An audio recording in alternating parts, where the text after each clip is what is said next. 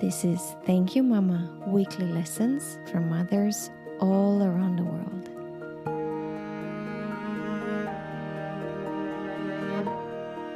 Hello and welcome to Thank You Mama. My name is Anna Teider. My guest today is Tanja Vicas, and I want to immediately confess that Tanja is one of my dearest and oldest friends. Tanja is originally from Canada. She is based in Vienna. Tanja works for the Austrian Trade Union, and I've always known that she works for the ÖGB, the Austrian Trade Union, and she does international projects, but never knew any details. So I'm very excited to learn about it right now. Tanja, welcome. Hello, Anna. Thank you so much. I'm really excited to be here, and it's so lovely to be on your show. You see, I have to interview you for my podcast to understand what you're really working on. Last thing I remember you told me was that the delivery people for the food delivery and grocery delivery might start unionizing, and that you're working on that. And for me, that sounds amazing. Tell me more about it. Yes, thank you. Within one of the projects, we have been able to start unionizing the food delivery people, the cyclists, which we call riders. And in fact, my colleagues are from the branch, and they've been actually key in doing this. So through these colleagues that I managed to recruit in my project, we've also had the first collective agreement for riders. And through that, we've also been able to help the freelance workers gain more rights. Oh, that's fantastic. Those are the people who need. I mean, Austria is a very social country where almost everybody has social insurance and health insurance and pension insurance and unemployment benefits. But even here, there are people on the fringes. I don't know if that's the correct word, but so these are the people who still need support, and that's what you're doing right now. I'm very excited about it because I feel guilty every time somebody delivers my groceries or my food. I'm like, man, in this social country where everybody is protected, I think these guys are not. So I'm glad to hear that they will get their benefits. Yes. Well, there's power in numbers. So I'm very happy that people are aware, because there has been a lot of media about it, especially in the pandemic. Mm-hmm. So I'm very happy that the awareness raising has actually worked. It's still good to use the delivery systems so that people can obviously keep their jobs, mm-hmm. but it's also good to actually strengthen in unions and organize so that we can fight for these rights, mm-hmm. for this group of workers. Mm-hmm. Mm-hmm. Tanja, tell me a little bit about how you came to Vienna. What does a Canadian do in Vienna? Yes, well, actually, it's like the Canadian author Jack London. It's actually kind of, my situation is like Call of the Wild, going back to your roots, because my parents were actually from Vienna, Austria. Both of them lived in the 2nd district where I live now, and they immigrated to Canada before I was born, and were still, in fact, Austrian citizens working in Canada when I was born. And I was raised there. I grew up in Canada. After university, I wanted adventure, explore the world. And so I thought, I'll go back to my roots. I can start there. And I would like to just see if maybe I can even get a job and work. I was actually sick of being a poor student and not being able to afford anything. And I thought, a year would do me well, and would also look good on my CV. And out of that 1 year, this coming November will have been 30 years that I've been living in Austria. That's very similar to my story, when we were like, let's go to Vienna for a few days until this war in Croatia calms down. And then that was 30 years ago. Funny, huh? How life has its own plans for us. Tanja, so did you speak German at home? I spoke perhaps a little bit until I went to kindergarten. My parents, they were very, very happy to leave Austria. They didn't like it here, mm-hmm. and they never wanted to go back. And in fact, they tried to speak German with me, but I kept answering in English. And they gave it up, unfortunately. And once I went to school, I just was speaking English. And then, of course, in Canada at that time, they were very strict about French also. So I was also learning French. And because my parents always spoke really poorly of Austria, I thought, oh, well, I'll never go back there anyway. And so I don't need German. And they just kind of gave up on it and made me give up on it. But yes, when I came here, I was able to relearn the language. I had enough of a basis to be able to relearn the language. That's fantastic. And your both children are bilingual. They speak English and German. Oh, yes. Trilingual, because your husband is Romanian. So they speak Romanian as well? Well, unfortunately not. Unfortunately, my husband also gave up on Romanian. Although with our daughter, our first child, I tried also to learn Romanian and to kind of support him in also having her learn the Romanian language, but it just didn't work. I'm guilty of that. I didn't teach Kai Croatian. I will.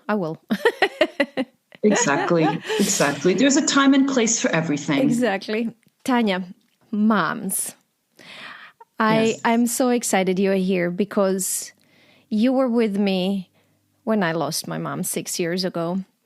And I'll never forget that evening when you babysat Kai so Nick and I can go to the Cure concert. What was it, like a week after my mom passed away? And I'm very glad that both you and Nick were like, you need this. This will be good for you. Both Nick and I are huge Cure fans. I walked down the aisle to a Cure song. And you were just like, no, you guys need to go to this concert. I'm going to babysit Kai. And that meant a world to me. It was a very, very difficult and very... It left such a memory, such an impression that evening on me and you being there. But then you lost your mom just a few months ago, and we cried together. Yes, we did. I'm very glad that we're here to honor them. Yes, I am too. So tell me a little bit about Mama Ingrid. Now we know already. Now we already know that she's a Viennese and that she immigrated to Canada. Yes, she immigrated to Canada. Unfortunately, Mama Ingrid grew up without a mama. So, yes, so that was quite tragic. I mean, her mother passed after a horrible fight with cancer, I think in my mom's young teens. I think she was 13. And ever since that time, she was quite on her own. It was very sad, but my mother, she was a very strong woman, and she really did persevere and really, I think, made the most out of it. I mean, she was living alone, I think, since she was 15. Her father remarried and often was with his new wife, who actually wasn't really interested in having a stepdaughter. So she had to really learn to be independent at a very young age and also deal with the loss of a mother, which is, as we both know, very tragic, even at our age. So it must be horrible at that age. My mom also lost her mom when she was 12, and her dad was present, but worked a lot, and there were also stepmothers who didn't care. Did your mom have any siblings? Or was she completely... No. So she was totally alone? She was totally alone, yes. She had grandparents. In fact, she grew up they were actually quite poor, so they lived with her grandparents. And for a while, she had her grandparents, but then her grandparents also passed. And so she was pretty left alone in the apartment. Yeah. Did she go to university? Did she study? Or what happened to her professionally? Well, she was also a very intelligent woman who always knew the importance of education. So she got her matura, or did her A-levels, as you would say. and received really great marks on her report card in her last year of high school. And she got a job right away and worked as a secretary, a personal assistant, but she had her financial independence. And then, yes, she worked for a few years here in Vienna. And then at a New Year's party, she met my father, and they had this idea. At the time, the exchange rate on the Canadian dollar was actually very, very desirable. And they, as two young kids, actually, they had this plan that they were going to immigrate to Canada, work for 2 years, and come back like Austrian shilling millionaires. So history repeats with you thinking you're going to go back to Canada. Exactly. Yeah. Yes. So it wasn't until she was in Canada and also had been working for a few years as a secretary. And also we became more situated as a family. As years went by, my father got better jobs. So my mother actually quit her job as a secretary, which she really hated, to study psychology and to raise myself and my sister. So it took her a long time to do it. And funny enough, her last year of university was my first year of university. And I would see her on campus and I would try to catch up to her, and I'd call, Mom, Mom, Mom. And she would just keep walking. And then I'd catch up with her and I said, Mom, I called you. Why didn't you answer? She said, well, I'm at university. I'm not Mom. I'm Ingrid. I love that. So it was pretty cute. Yeah. So I started calling her Ingy because I couldn't call her Ingrid. So it was kind of like a combination of Mommy and Ingrid. So I called her Ingy. That's cute. Yeah. But Tanja, so I want to rewind a little. When they arrived to Canada, I guess they didn't speak English. It must have been very hard for them to get jobs and learn the language, and it must have been a struggle. You make it sound so easy, you know. They came to Canada, she found a job as a secretary. Yes, you're right. I kind of fast forwarded a bit. I'm sorry. Actually, both of them, they were very, very, my father had worked at Austrian Airlines before he left for Canada. And he's actually very good at languages. His English was really good, almost like without an accent. And my mother also, one of her A-level courses was English and French. So both could actually speak the language quite well. Okay. I mean, of course, you have to really live in a country to really be able to speak it. But let's put it this way: the language wasn't a barrier. Like they could definitely, they could definitely communicate. Here's the importance of learning languages. Yes.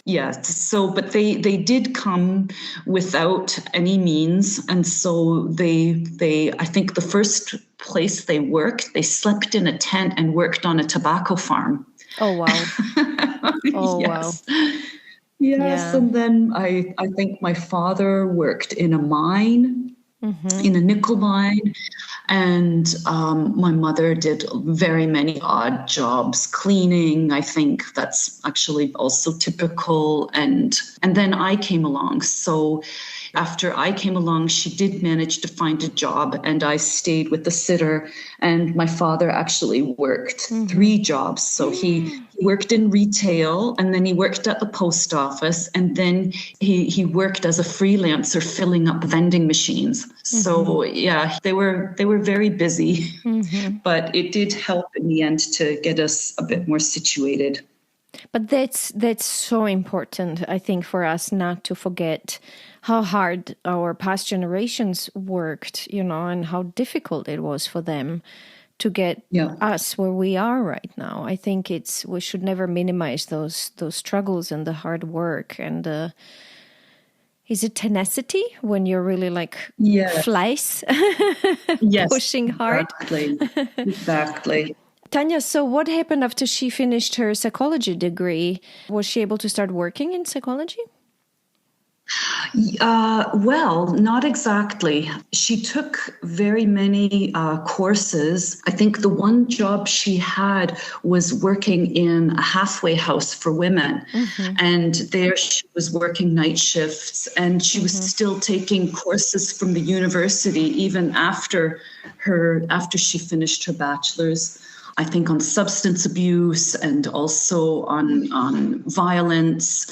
And my parents did actually also end up divorcing when I was 16. So that's also what led her to go to university full time and finish her degree quite quickly.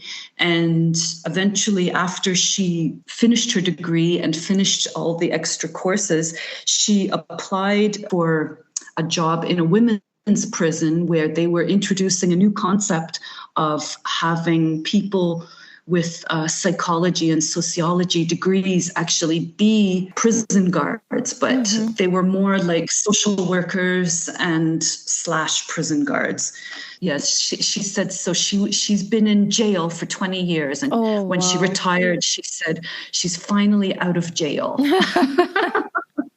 But no, actually, she actually got out earlier. I have to use her little metaphor. It's so funny.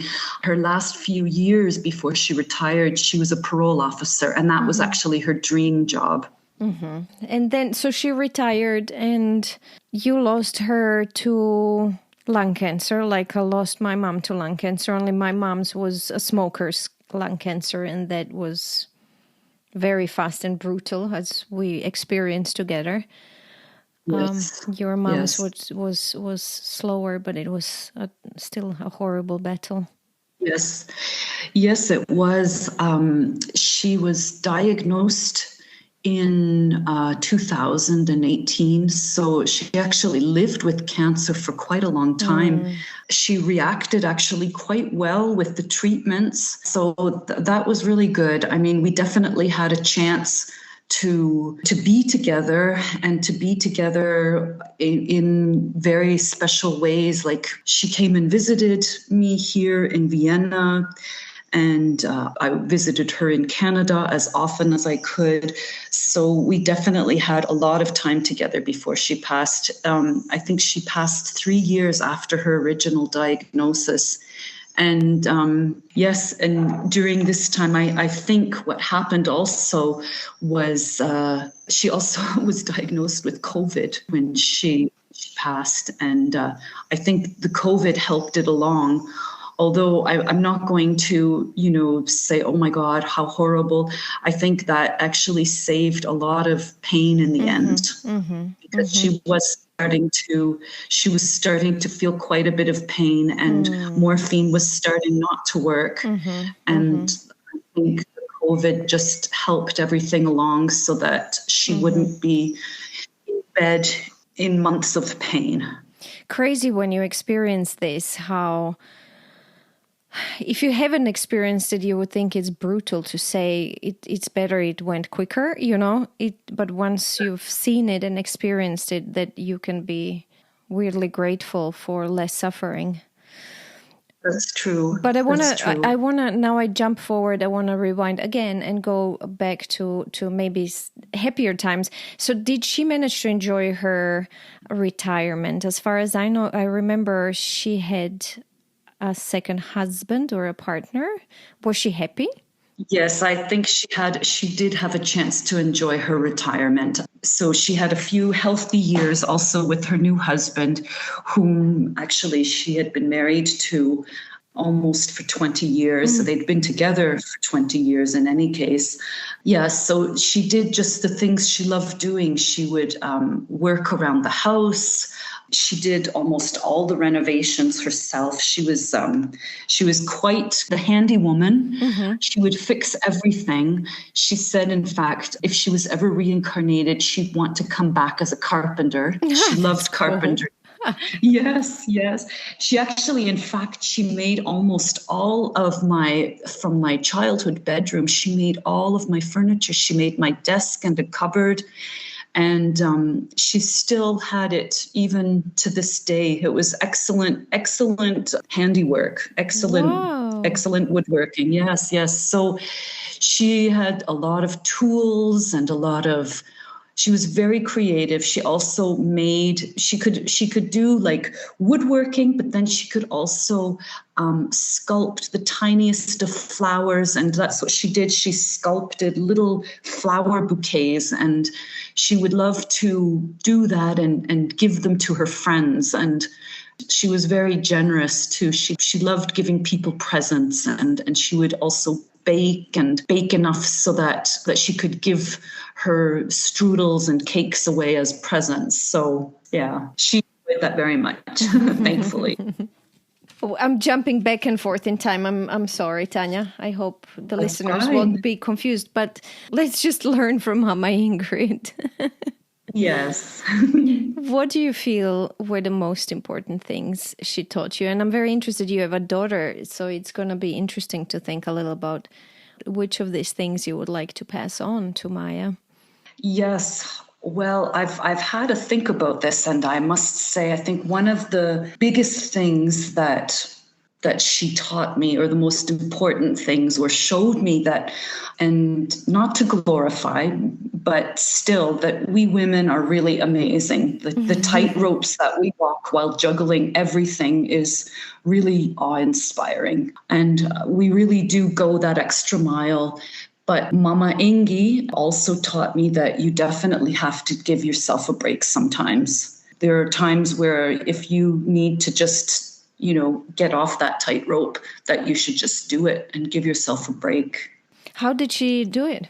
Because this is something I always hear as something our moms don't teach us. So I'm very excited that here's a mom who did teach this lesson. I'm curious to hear how did she give herself a break? Well, funniest thing is it sounds extremely simple, but she would really just take a nap. Like she would just say, okay, please leave me alone for an hour or two. I need a nap. And she would be gone. And she would just, take that time for herself and take a nap. And afterwards, she would be quite refreshed and ready to conquer the world again. Wow. So it's in fact actually as simple as just saying, okay, I need a break for at least a couple of hours, just no one talk to me. And after that, I'm ready again. That's fantastic because it's so simple. And it works. Exactly. I still have to force myself to accept that and be like, look, guys, I just need peace and quiet for a little bit. I still feel guilty when I do that. It's easier to be like, I need to go for a run. I need to go for yoga. I need to do this or that. But just to say, I need to close the door and just have peace for an hour. And it's so simple, but I find it the hardest one. It is. And I think that's the tricky part of it. It is so simple. In this complicated day and age, you think it can't be that simple, but in fact it is. Thank you, Mama Inge. That's a great lesson. It is, yes. Do we have more? We do, actually. Before we spoke, I really had a good think about this. And I know that another lesson was to be true to yourself. Mama Ingi wouldn't let anyone define who she was. That's also a good thing. And also to be honest. I think that's one of the things that really, really made a difference also in my life. How? Well, some of the lessons she taught me, for example, to be true to yourself and to be honest, those were lessons that she kind of taught me, but a bit more with a brutal touch. Like when I was younger, how children, they have these different developmental stages. And one developmental stage is when the children, they become more intelligent. And one of the stages is that they start lying. But it's not that they are inherently evil. They're not doing it. It's just because they're learning. It's actually a sign of intelligence. And I remember being punished very, very severely for lying. She was always also kind of a black and white kind of person. And I wish she could have maybe seen a few more shades of gray. and maybe taught me some of those lessons, maybe less brutally. I mean, not that she was like physically brutal, but it was just so drastic. Like she was very, very upset when she caught me in a lie as a child or even as a teenager. And that stayed with me. So, but I was more curious how that served you in life. Well, like I said, I'm very glad for the lesson. And I think it's actually simplified my life. And being honest also takes a certain amount of courage. It is much easier. But then when you are honest and you muster up that courage and just face the truth for anything, in fact, also truths about yourself, it's just such an empowering feeling to know that you have the courage to do this, to look maybe even the worst fear in the eye and conquer it. Because I think a lot of times people lie out of fear. So I think the best thing is to be able to conquer that and to come out a better person because of it. Are you teaching your kids that? I am, and I'm trying to not teach them brutally. Like if I, yeah. I mean, sometimes I do catch them in a lie, but I try not to freak out about it like my mom did. So, I just think, okay, it's a sign of intelligence. They're not evil. They don't want to, it's just a developmental phase. So, I try to be honest with them and say, look, I've caught you in this lie. And I've tried to explain to them also, if they keep this up, it's very easy to get caught up in a web of lies. Yeah. And something like that can also really damage your relationships with other people. And that is very unfortunate because one of the best things in life is to have great relationships with people that you love. Yes. So I try to inspire them not to lie instead of freaking out about it. Do we have more lessons? Yes, we do. One of them was that she taught me the importance of education and financial independence. She was very, very strict about us not leaving school, and she did everything. I mentioned that we were situated, but we were definitely not well off. We were actually probably even lower middle class, if you want to use a rating like that. But she did everything possible to help my sister and I go to university because she said that was just incredibly important. And she was also very, very supportive of us working. My sister and I, and it's a different day and age too, like the 80s in Canada, you could get a paper route, you could work like that, even at a very young age, and you could babysit. Going to school, you could also get a part-time job at the mall, so she was very supportive of all of that and also said, that's great that you're doing that. Keep that up because the most important thing is to not have to depend on a man.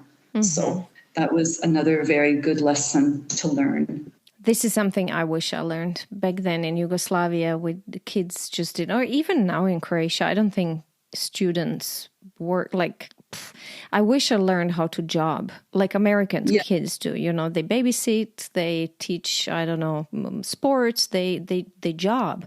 And I think that develops a very, very important and healthy foundation with money and work. I wish we did that more in Europe.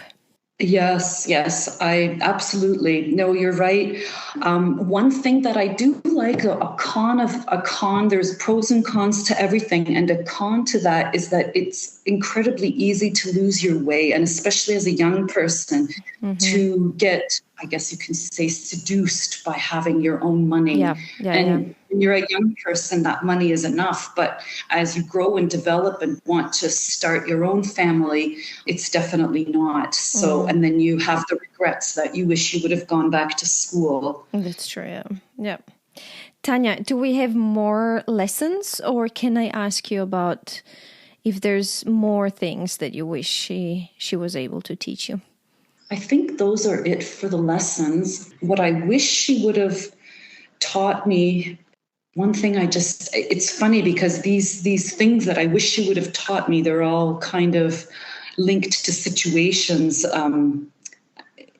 For example, I wish she would have taught me that it's okay to indulge your children, that you're not going to spoil them if you indulge them every now and then. Mm-hmm. She thought that just being strict with yourself would strengthen your character, and you definitely had to, keep your children under control by being strict with them and not spoiling them. She was very afraid of spoiling us, which was definitely not the case. So that's one thing that I try to do with my children. I try to indulge them every now and then, even if what they're suggesting sounds really ridiculous, like my now almost grown-up daughter wanting us to leave the apartment for a weekend so that she can have her friends over. That would have been a definite no-go in my day and age, but I thought now in this day and age, I think, why not? I mean, I have to trust my daughter. And we have to tell the listeners, to your defense, that you have a little holiday apartment outside of Vienna. So it wasn't such a big sacrifice. She didn't kick you out on the street. Yes, you're right. That's right. I forgot to mention that. No, definitely. It wasn't a big sacrifice. Yeah.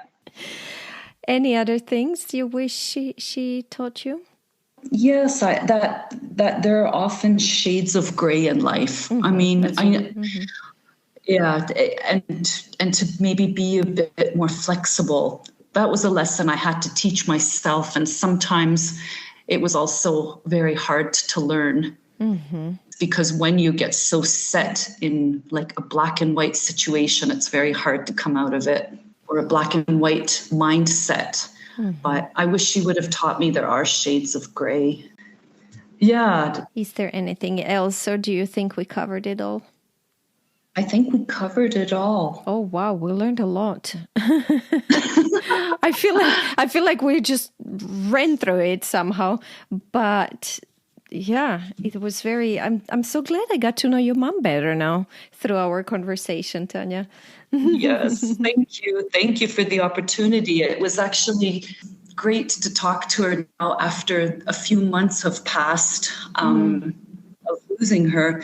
It feels great to talk about her and to talk about also things that I don't usually think about. So yeah, thank you. I loved being able to do this, and especially with you, also one of my oldest and dearest friends. Thank you, Tanja. Let's recap quickly. So I love the very first lesson. I want to frame that and put it on my wall. We women are amazing. Yes. That you have to give yourself a break. And I love it how simple she made it. I just need a nap, or I just need some time for myself. To be true to yourself, to be honest, the importance of education and financial independence. And it's interesting here you also mentioned to not be dependent on a man. And then something she did not teach you, what you wish she did, was to see more shades of gray, not to be very drastic, and to be more flexible in life. And that it's okay to sometimes indulge your children, that it doesn't mean they're going to get spoiled automatically. Yes. I think that's it. I think that's everything we mentioned. Yes, it is. It's and perfectly summed up. Thank you.